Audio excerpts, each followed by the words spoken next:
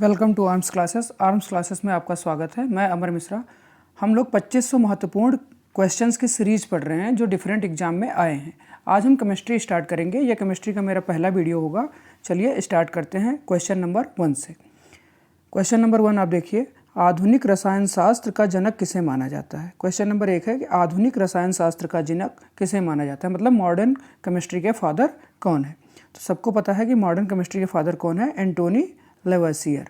एंटोनी लेवेसियर। ऐसा इनको क्यों कहा जाता है, क्योंकि इन्होंने क्या किया था, जो मास कंजर्व्ड रहता है केमिकल रिएक्शन में, वो इन्होंने सबसे पहले बताया। और दूसरा इन्होंने क्या किया था, जो कंबस्टन थ्योरी होती है, मतलब जैसे आप किसी चीज़ में आग लगाते हैं, जो कंबस्टन थ्योरी है, कंबस्टन थ्योरी जैसे कोई चीज़ कब जलेगा, जब ऑक्सीजन उसके अंदर होगा। बिना ऑक्सीजन के कोई भी चीज़ जल नहीं सकता। जो कंबस्टन थ्योरी है ये भी इन्होंने बताई थी। और तीसरी चीज़ इन्होंने क्या किया कि जो केमिकल नोमेनक्लेचर होता है उसमें भी इन्होंने हेल्प किया था। इसलिए एंटोनी लेवेसियर को हम लोग फादर ऑफ मॉडर्न केमिस्ट्री कहते हैं, मतलब आधुनिक रासायनिक शास्त्र का जनक कहते हैं। क्वेश्चन नंबर 2 देखते हैं, द्रव्य की अवस्थाओं की अधिकतम संख्या क्या है।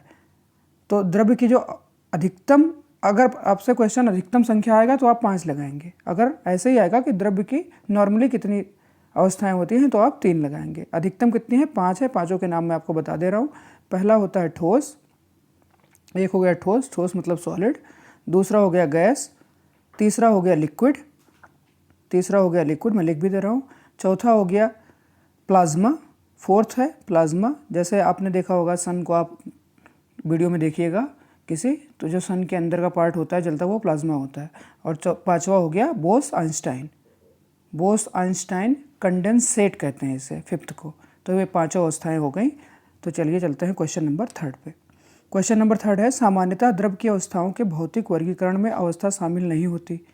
अब ये क्वेश्चन अभी मैंने सेकंड जब एक्सप्लेन किया तो उसमें मैंने आपको बता दिया कि गैस की जो द्रव्य की अवस्थाएं हैं वो 5 हैं। उसमें कौन कौन सी थी, गैस था, द्रव था, ठोस था, प्लाज्मा थी और बोस आइंस्टाइन कंडेंसेट था। तो इसमें से 3 तो आपको दिख रहे हैं, गैस, द्रव और ठोस। जो चौथा नहीं दिख रहा है वो क्या है, कोलाइडल।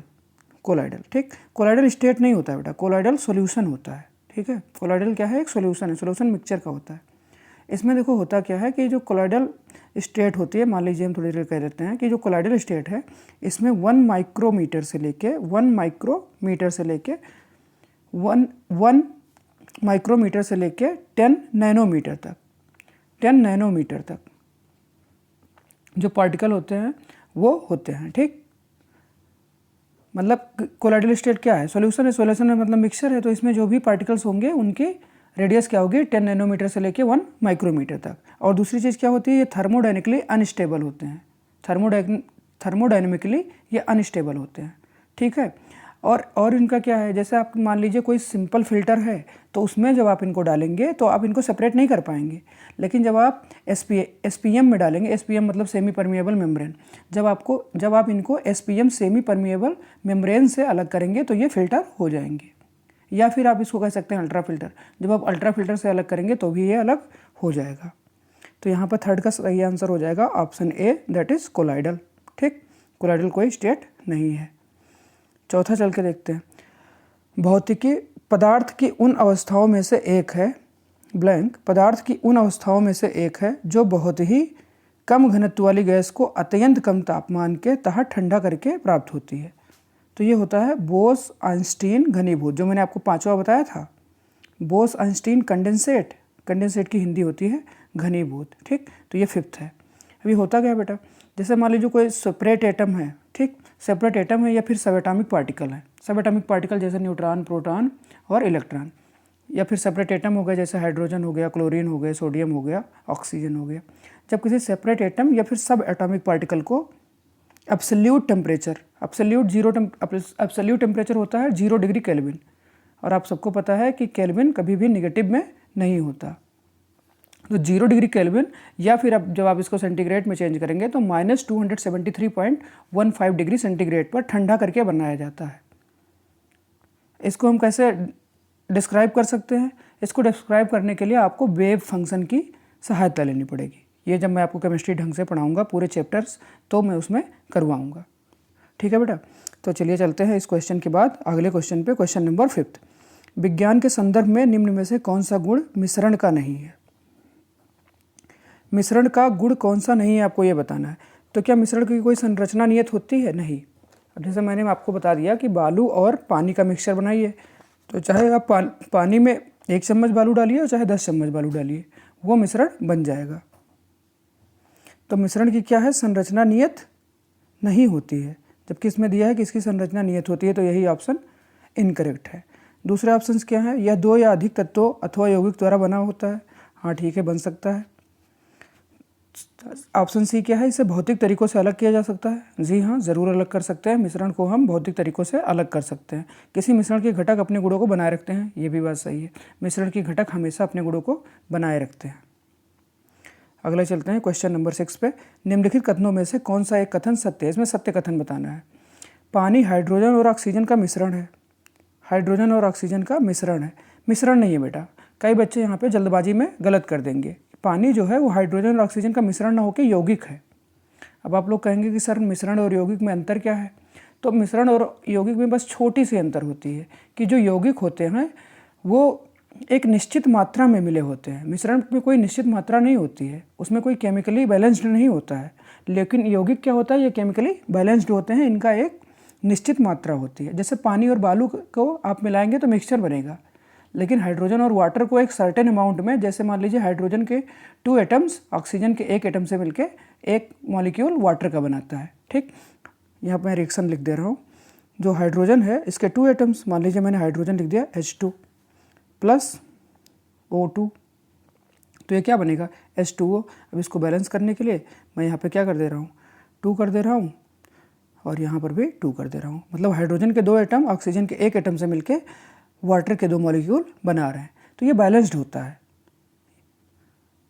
तो हाइड्रोजन और पानी का जो मिक्सचर है वो मिक्सचर नहीं है। हाइड्रोजन और पानी को जब आप मिक्स करते हैं, हाइड्रोजन और ऑक्सीजन को मिक्स करके जब आप पानी बनाते हैं तो वो मिक्सचर नहीं होता है, वो क्या होता है, यौगिक होता है। ये क्या है, एक यौगिक है। लगे हाथों अणु भी जान लेते हैं। अणु क्या होता है, अणु या मॉलिक्यूल किसे कहते हैं, जब एक ही तत्व 2 से अधिक बार मिल जाए। जैसे कोई एक ही एलिमेंट है वो 2 से ज़्यादा बार मिल जाए। एग्जाम्पल के लिए मैं लिख लेता हूँ, जैसे मान लीजिए O2, ऑक्सीजन के ही 2, देखो ऑक्सीजन के ही 2 एटम मिल गए, तो ये क्या बन गया, ऑक्सीजन का अणु बन गया। जैसे हाइड्रोजन गैस है H2, यहाँ पे हाइड्रोजन के ही 2 परमाणु मिले हुए हैं, नाइट्रोजन N2, ओजोन O3। ठीक, अगले क्वेश्चन पे बढ़ते हैं, क्वेश्चन नंबर 7। तो क्वेश्चन नंबर 6 का सही आंसर क्या हो जाएगा, पानी क्या है, ऑक्सीजन और हाइड्रोजन का एक यौगिक है। ऑप्शन सी करेक्ट है, पानी ऑक्सीजन और हाइड्रोजन का एक यौगिक है। क्वेश्चन नंबर 7 पे पढ़ते हैं। हवा क्या है, हवा एक है शुद्ध मिश्रण, केवल यौगिकों का मिश्रण, केवल तत्वों का मिश्रण, दोनों तत्व और यौगिक का मिश्रण। अब आप जब एयर के मॉलिक्यूल्स को आप ध्यान से एनालाइज करेंगे तो आपको पता चलेगा कि जो हवा होती है ये तत्व और यौगिक दोनों का मिश्रण होती है। कैसे, देखिए एयर में होता क्या क्या है। मान लीजिए एयर है, एटमॉस्फेरिक एयर है, तो एयर में क्या होता है, नाइट्रोजन होता है। सबको पता है नाइट्रोजन कितना होता है, 78%। नाइट्रोजन हो गया 78%। दूसरा ऑक्सीजन होता है, ऑक्सीजन 20 to 21%, 20 से 21% के बीच में होता है। कार्बन डाइऑक्साइड होता है, ये सब कम वाले हैं, 0.03% होता है। और ये तो सारे हो गए मॉलिक्यूल, ठीक, ये सब हो गए यौगिक।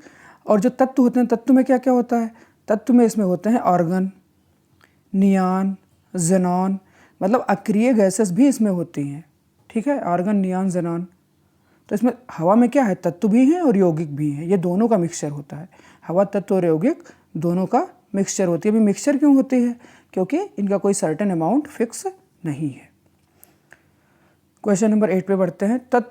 किसी तत्व का परमाणु भार ज्ञात करने के लिए निम्नलिखित से किसके साथ उस तत्व के परमाणु भारों की तुलना की जाती है। तो परमाणु भार ज्ञात करने के लिए हम जब भी तुलना करते हैं तो हाइड्रोजन से तुलना करते हैं। एग्जाम्पल के लिए अगर मैं कार्बन को बताना चाहूँ तो कार्बन क्या है, हाइड्रोजन का 12 गुना होता है, इसीलिए हम कार्बन पे कहते हैं C12। ठीक, हमेशा कंपेरिजन किससे की जाती है, हाइड्रोजन से की जाती है। जब भी परमाणु भार ज्ञात करना हो, किसी भी तत्व का परमाणु भार ज्ञात करने के लिए हम कंपेरिजन किससे करेंगे, हाइड्रोजन से करेंगे। सही ऑप्शन यहाँ पर है सी। Question number 9। CO2 के 1 मोल में कितने होते हैं, ये आपको बताना है। 6 × 10⁻23 ऑक्सीजन परमाणु, 18 × 10⁻23 कार्बन डाइऑक्साइड परमाणु, CO2 के 3 ग्राम परमाणु कि 6 × 10⁻23 कार्बन परमाणु। तो मैं आपको बता दूं कि CO2 के 1 मोल में 6 × 10⁻23 कार्बन परमाणु होता है। कैसे निकालते हैं, इसके लिए फार्मूला होता है कि जो नंबर ऑफ़ एटम होते हैं, इनको मैं Na लिख दे रहा हूँ। नंबर ऑफ़ एटम जो होता है वो आवोगाद्रो नंबर, इसको मैं मान ले रहा हूँ n, इंटू पदार्थ की मात्रा, यहाँ पे मैं लिख दे रहा हूँ मात्रा, पदार्थ की मात्रा, और अपान में पदार्थ का परमाणु भार। इसी से हम सॉल्व करेंगे और आंसर हमारा आ जाएगा। ठीक है बेटा, आगे बढ़ते हैं क्वेश्चन नंबर 10 पर। इसमें 6 × 10⁻23 परमाणु नहीं है। अभी मैंने आपको बताया था आवोगाद्रो नंबर। आवोगाद्रो नंबर क्या होता है आप ये समझ लीजिए। आवोगाद्रो नंबर 6 इसकी आप सर्टेन देख लीजिए, ये होता है 6.0221407 × 10⁻23 इतनी मात्रा होती है। कोई भी पदार्थ है तो उसकी इतनी मात्रा होगी, 6 × 6.0221407 × 10⁻23। ठीक, 23 इतनी मात्रा जब होगी तो ये होगा एक आवोगाद्रो नंबर। तो यहाँ पे देखिए, अभी मैंने आपको फार्मूला बताया था कि जब भी नंबर ऑफ एटम निकालना हो तो आप क्या करेंगे, आवोगाद्रो नंबर ऊपर से फिर पदार्थ की मात्रा और 1 पदार्थ का परमाणु भार। तो यहाँ पर जब आप निकालेंगे तो आवोगाद्रो नंबर तो सब में करना है। क्लोरीन का परमाणु भार कितना होता है 35.35, तो 35.35 को 35.35 से डिवाइड करेंगे तो ये 1 आ जाएगा, तो 6.23 आ जाएगा। तो इसमें तो n आ जाएगा। ठीक, 10 के ऑप्शन ए में तो n आ जाएगा, तो ये ऑप्शन क्या है, सही है। दूसरा देखो, 1 ग्राम हाइड्रोजन, तो 1 हाइड्रोजन का परमाणु भार कितना होता है, 1 × n मतलब आवोगाद्रो नंबर कितना होता है 6 × 10⁻23, तो ये भी 1 आ जाएगा, मतलब ये भी सही है। ऑप्शन सी में देखते हैं, 10 ग्राम नाइट्रोजन का परमाणु भार कितना होता है बेटा 14, 10/14 करेंगे क्या 1 आएगा, नहीं, तो ये ऑप्शन गलत है सी। 6 ग्राम कार्बन का परमाणु भार कितना होता है 12, 6/12 करेंगे क्या 1 आएगा, नहीं, 1/2 ये आएगा। तो ऑप्शन सी और डी यहाँ पे दोनों गलत है। ये बिहार SSC में एग्जाम में आया था, जिसमें उसने आंसर डी सही माना था, लेकिन इसमें दोनों गलत थे, तो बाद में आयोग ने दोनों को नंबर दिया था, जो भी सी करेक्ट किए थे और जो भी डी करेक्ट किए थे, इसमें दोनों गलत है।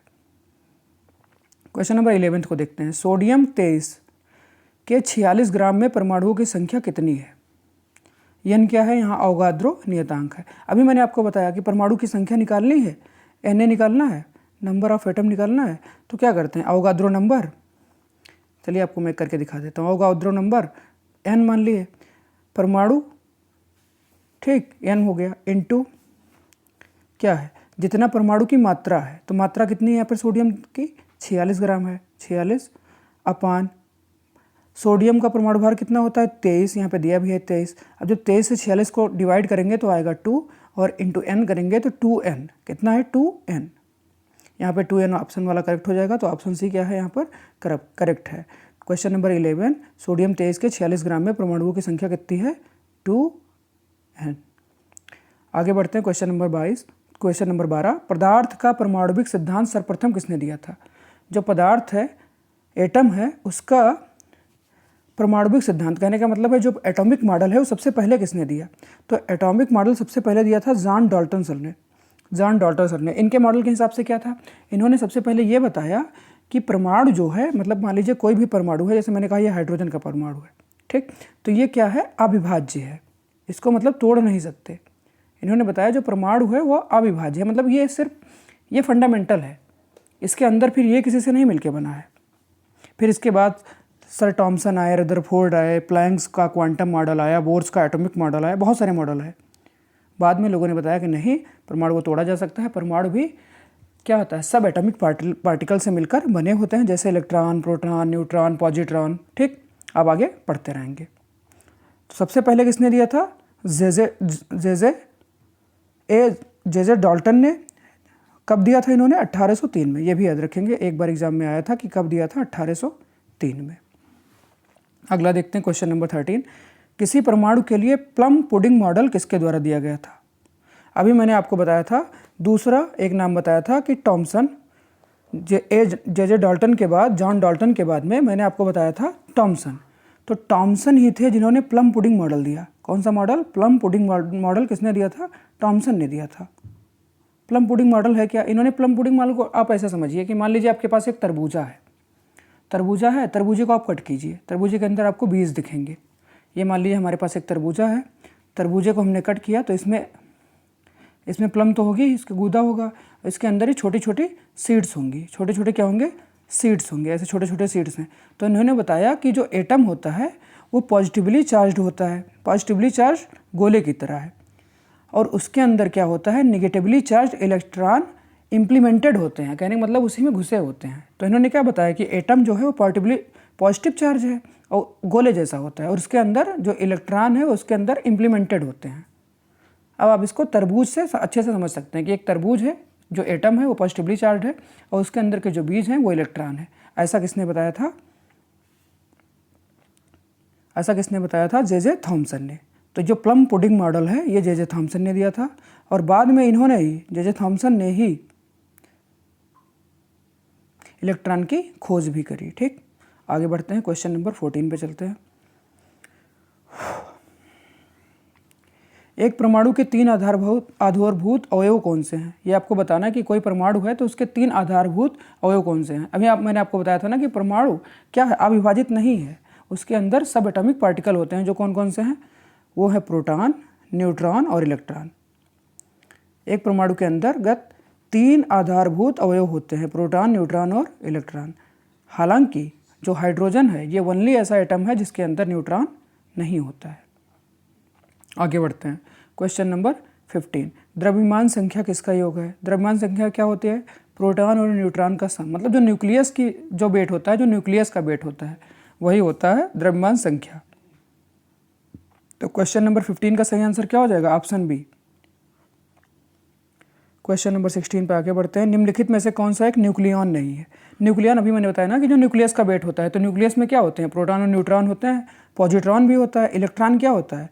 न्यूक्लियस के बाहर चक्कर लगाते रहते हैं, एक न्यूक्लियस के बाहर चक्कर लगाते रहते हैं, तो ये इलेक्ट्रॉन न्यूक्लियन का पार्ट नहीं है। 16 का सही आंसर है ऑप्शन सी, इलेक्ट्रॉन न्यूक्लियन का पार्ट नहीं होता है। क्वेश्चन नंबर 17 पर आगे बढ़ते हैं। इलेक्ट्रॉन की खोज किसने की थी? आपको बताना है इलेक्ट्रॉन की खोज किसने की थी। तो मैंने अभी आपको थोड़ी देर पहले बताया था कि जे थॉमसन ही थे जिन्होंने इलेक्ट्रॉन की बाद में खोज करी। इसके लिए मैं एक ट्रिक है आपको मैं बता दे रहा हूँ, ईटा पर नाचो, ईटा पर नाचो, ईटा पर नाचो। अब देखिए इससे आप कैसे पता कर पाएंगे, मैं आपको तरीका भी बता दे रहा हूँ। E for electron, T for Thomson, मतलब इलेक्ट्रॉन की खोज करी टॉमसन ने, तो ईटा हो गया, इलेक्ट्रॉन की खोज करी टॉमसन ने। पर पा से क्या होता है? प्रोटॉन, रा से रदरफोर्ड, मतलब प्रोटॉन की खोज किसने करी? रदरफोर्ड ने। नाचो, ना से न्यूट्रॉन होता है, चा से क्या होता है? चैडविक, तो न्यूट्रॉन की खोज किसने करी? चैडविक ने। न्यूट्रॉन की खोज चैडविक ने कब करी थी? 1932 में। आगे बढ़ते हैं। एक इलेक्ट्रॉन क्या है? देखिए इलेक्ट्रॉन क्या होता है। इलेक्ट्रॉन पहले आपको ये पता होना चाहिए कि निगेटिवली चार्ज होता है कि पॉजिटिवली चार्ज होता है। तो सभी लोग बताएंगे इलेक्ट्रॉन क्या होता है? निगेटिव चार्ज होता है। इलेक्ट्रॉन के ऊपर कैसा चार्ज होता है? नेगेटिव चार्ज होता है।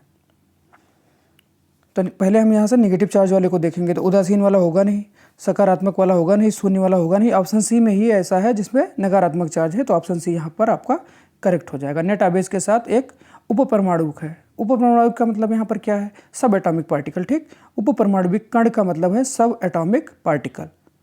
इस पे चार्ज कैसा होता है? नेगेटिव, नकारात्मक। क्वेश्चन नंबर 19 पर आगे बढ़ते हैं। जिन एक परमाणु कणों में सामान्य उपपरमाणु कणों से विपरीत गुण होते हैं उन्हें किस नाम से जाना जाता है?